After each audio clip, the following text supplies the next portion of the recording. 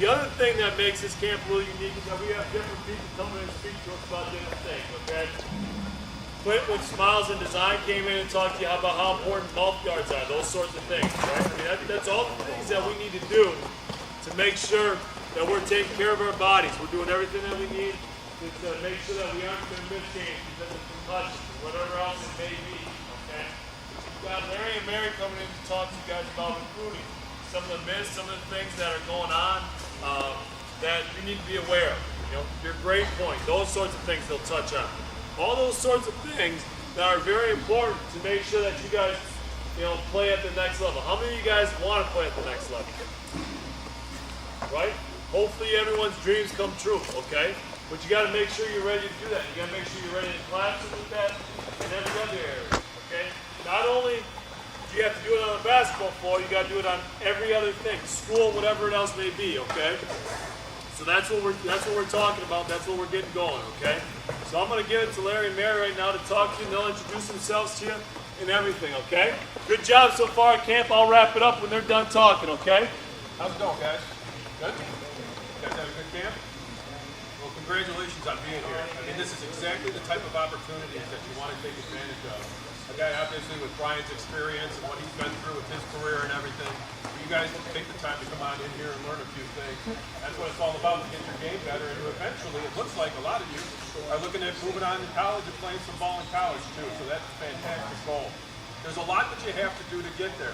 What I want to do today is just kind of introduce ourselves to you, and then we're going to give you some very important information that you're going to need to know as you go through the recruiting process that will help to position yourself maybe a little bit better than your competition, because you are in a very competitive environment if you want to move on to play college sports. I am Larry Brush. I'm president and one of the owners of Athletic Recruiting Consultants, and I'm Mary Martin, Site Director. And we started this company a few months ago. My son is a soccer player at Nina, and he is now going to be moving on and playing soccer in college. And I have gone through the process of recruiting with him and learned a heck of a lot. Learned it the hard way and some the easy way through some research. So what I wanted to do is I wanted to share with you guys today some general information about the recruiting process, as well as some specific information when it comes to actually basketball and the recruiting process and how it revolves around the basketball game. Okay? So to start out, I got a quick question for you guys.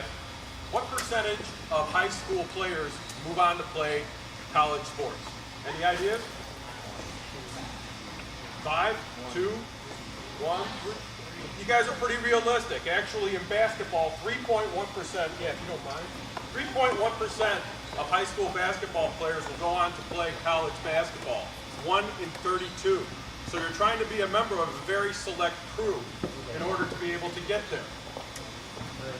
Mary's passing out some general information that Brian asked us to share with you about the recruiting process, and I'd like to review it with each one of you. Once everybody's got that, pass them on down. Won't have enough, but There should be enough for everybody there. Hopefully, come up 1 or 2 short. If not, please do share. And I can always make sure that you get extras tomorrow if we run out of them. I know going through the recruiting process myself, or I should say for my son and myself, I was under the assumption of a lot of things that just were not true. And if you take a look at page 2 on here, you're going to see some of the recruiting myths. In other words, some of the things that families and players think that are not necessarily the case when it comes to the recruitment process. Only 10% of athletes playing basketball are going to be considered by recruiters as blue chip athletes. Does anybody have any idea what blue chip athlete means? No? What blue chip athlete means is that you're not going to have to do much in order to promote yourself to get recruited for college sports. Either your physical characteristics or your game is just so good that the coaches are actually going to seek out you. 90% of the athletes that are playing high school have to do something to promote themselves to the coaches and market themselves so that the coaches know that you want to potentially go to their school and play basketball in college. Otherwise, they don't know, gang, and they have very small budgets in order to figure out the process of who wants to play at their school. So you have to be proactive and put together a proactive plan on how to market yourself to college coaches.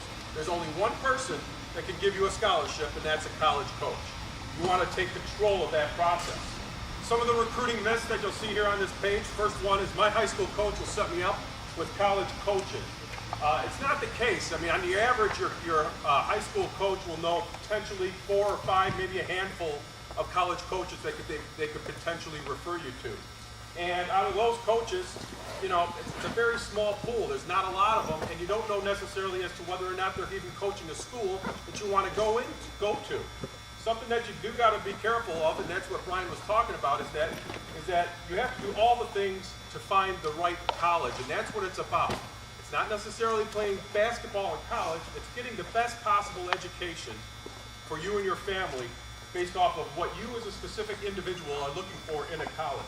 When you think about it, the season that you play in is only 3 to 4 months long. The rest of the time you want to be spent getting a great education in an environment that you feel comfortable in. Second one here, if I perform well, I'll be discovered. You know, once again, you need to be proactive in letting college coaches know that you're interested in playing for them. Okay, going to camps like this is a great start. When you go to tournaments, you can't just be hoping that a college coach is going to pick you out of a group and hope that you want to go to his particular school to play basketball there. You have to let them know prior to that tournament through doing the proper communications via email or personal mail or whatever it might possibly take to let him know that you're interested in going and playing at that college. College coaches weigh athletics ahead of academics. That's also not true. No college coach wants to be giving a college scholarship to somebody that can't fulfill their agreement with the school as far as the academic side of the equation. In other words, you need the grades, guys. Okay, basketball will take a lot of your time. They have to feel comfortable that you can also keep your grades up while you're doing the basketball side of the equation. The exposure I'll get from spending $3 to $5 grand on national website will surely get me discovered by the schools I would want to attend. Be very, very careful of the money that you invest and spend when it comes to recruiting. There are a lot of organizations that will not do much and ask for a lot of money in order to help you and your family get recruited. Be careful when it comes to that. Athletics in anything less than Division I or Division II schools are not competitive and can't provide me the financial assistance I need. My son is going to St. Thomas. It's a Division III school. I can tell you that Division III schools are not allowed to offer athletic scholarships. Only Division I and Division II schools are available, can do that. However, Division III schools, if you got good grades and a good personal background, such as my son helped out with the Hurricane Katrina victims, a lot of schools look at those particular items and they will help you with the academic side of the equation to bring in a good athlete. So they can't give you dollars for athletics, but believe me, they will help their athletes on the academic side of the equation by building up that side of the financial package. Receiving emails and camp brochures from college coaches shows true interest in recruiting me. That's also not true. A lot of these Division I and Division II schools, they will send out literally thousands, if not tens of thousands of camp brochures. That's how they make a lot of their money. So keep that in mind, that if you get a little something from a coach, it doesn't necessarily mean that they're very interested in recruiting you. Scholarships are awarded for 4 years. That's also not true. Scholarships are awarded for only 1 year. And 1 year at a time, and you have to renew your eligibility for that scholarship on an annual basis with a school. That's why it's so important that you find the right fit at a college that you want to go to, so that you don't find yourself year in and year out sweating your scholarship or worrying about who's going to come on up and take your place. Okay? Extracurricular activities during my high school years don't matter. They do matter, especially when it comes to private institutions. If you're looking at private schools, having a background where you've helped out within the community is a very important factor. When they come to weighing particular athletes, the ones that have taken that extra step in helping out the community, they usually will get the nod over the ones that don't. So be careful and be sure to be helping out when you can. College coaches won't keep me hanging due to over-recruiting. That's also false. College coaches do over-recruit. In other words, they're telling more athletes that they are interested in them than what they have as far as roster positions available. Okay? The reason why they do that, it's a numbers game. They want to be sure that they're going to be able to field the best group of athletes on the basketball floor that they possibly can. So having a relationship and interacting with that coach, those coaches, and finding out exactly where you stand on their recruiting board at any particular point in time is a very important aspect of the process. Recruiting starts about my junior year in high school.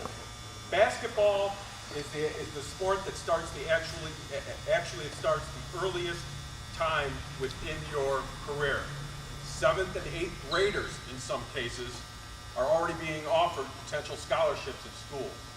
By the time your junior year comes along, it is very difficult to start to build relationships with coaches. We have already talked with a couple of people who are already in panic mode that actually had kids that have the talent to play in college, but didn't know how to play the recruiting game, weren't proactive about going out and talking with coaches. And by the junior year, it's very tough to make up for lost time. In our program, we literally have a year by year, starting your freshman year, exactly what you should be doing, both academically and athletically, to position yourself to give you the greatest amount of options when it comes to your college career. Questions on that at all? Myths? Okay, cool. If you move along here, what you must do to get recruited. Execute a specific recruitment marketing plan beginning no later than your sophomore year of high school. 8th grade or freshman year would be best depending on your sport. Secondly, be realistic about your progress to date and your potential to play college sports. Take the time to get evaluated by an expert in your sport and coaches that other college coaches can trust.